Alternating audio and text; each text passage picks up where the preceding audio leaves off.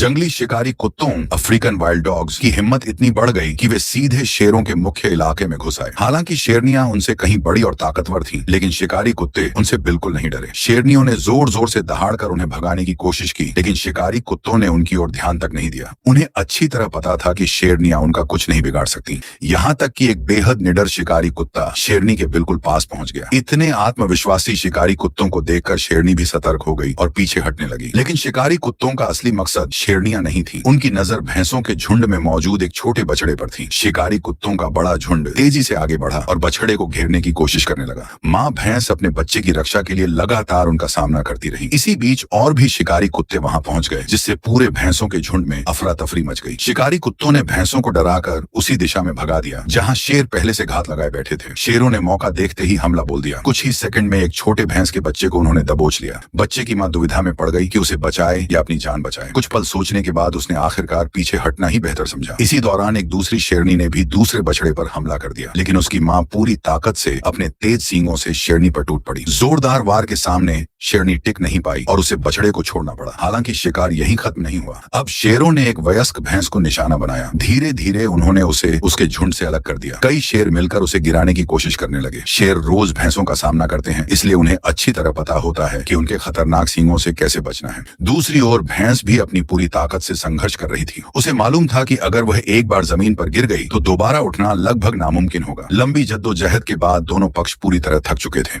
लेकिन बिना अपने झुंड की मदद के उस अकेली भैंस के बच निकलने की उम्मीद बेहद कम थी। आखिरकार सभी शेरों ने मिलकर उसे जमीन पर गिरा दिया। इसी के साथ रोमांच से भरपूर यह शिकार सफलतापूर्वक समाप्त हो गया।